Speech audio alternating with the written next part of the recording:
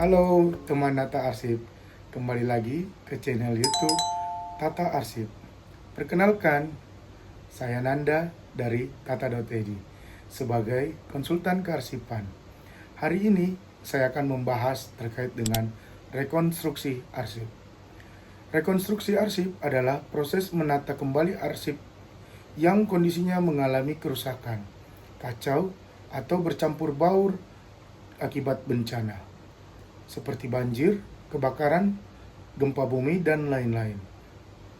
Tujuan utamanya adalah mengembalikan fisik arsip agar terselamatkan, serta menata kembali informasinya agar dapat ditemukan dengan cepat dan digunakan kembali sebagaimana mestinya. Tahapan pelaksanaan rekonstruksi arsip.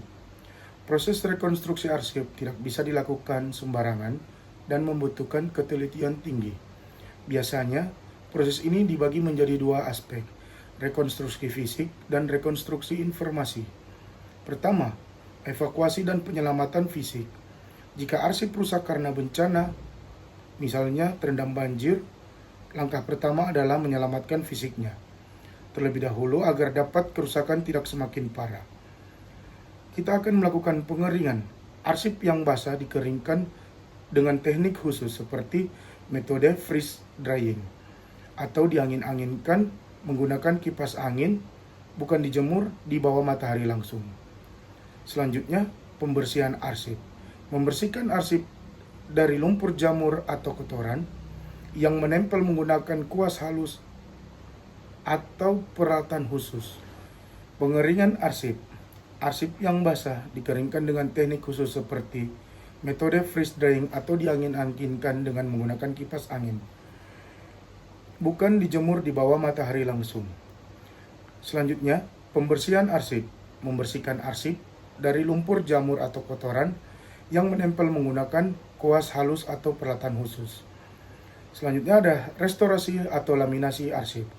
Memperbaiki kertas yang robek atau rapuh menggunakan tisu Jepang atau perekat khusus yang bebas asam. Poin kedua, identifikasi dan pemeriksaan atau survei arsip. Arsip yang sudah aman secara fisik, kemudian diperiksa untuk mengetahui asal-usul arsip, jenis atau bentuk fisik arsip, tingkat kerusakan dan volume arsip yang tersisa. Poin ketiga, pemilahan dan pengelompokan atau klasifikasi arsip. Arsip yang tadinya bercampur baur mulai dipisahkan berdasarkan kategori tertentu.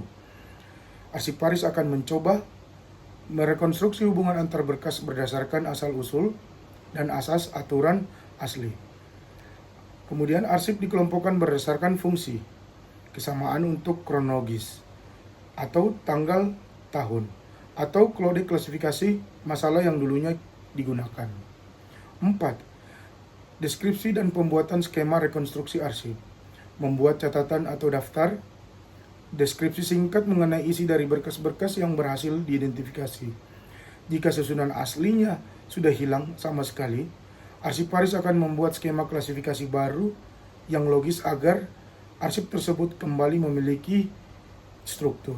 Poin kelima atau poin yang paling akhir, yaitu penyimpanan dan penataan kembali. Arsip yang telah direkonstruksi dimasukkan ke dalam folder yang baru dan aman, diberi label atau tanda pengenal, dan disimpan kembali di dalam box arsip. Tak lupa, dibuatkan daftar perterlaan arsip atau DPA atau katalog baru sebagai sarana temu kembali arsip. Selanjutnya kita akan masuk ke tahap prinsip utama dalam rekonstruksi arsip. Agar nilai guna dan keautentikan arsip tetap terjaga, proses rekonstruksi wajib mematuhi dua prinsip kearsipan universal. Pertama, asal-usul arsip dari satu pencipta tidak boleh dicampur dengan arsip yang dihasilkan oleh pencipta lain. 2. Asal aturan arsip asli. Kedua, asas aturan asli. Sebisa mungkin arsip ditata sesuai dengan urutan atau sistem penataan yang digunakan saat arsip tersebut pertama kali diciptakan atau digunakan secara aktif. Selanjutnya, kita akan masuk di manfaat rekonstruksi arsip. Pertama, penyelamatan aset dan memori kolektif.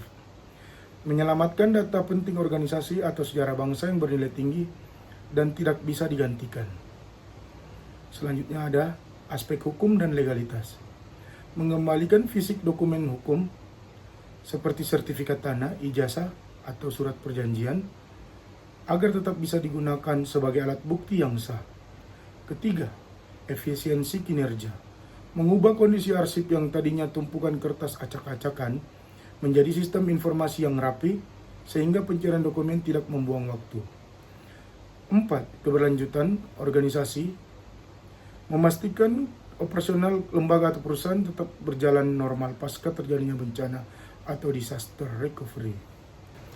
Itu dia penjelasan singkat tentang rekonstruksi arsip dari saya. Intinya, menyelamatkan arsip berarti menyelamatkan aset dan sejarah. Saya Nanda Maroni, pamit undur diri. Jangan lupa like, komen, dan subscribe YouTube tata.id yang ada di bawah sini. See you. Assalamualaikum.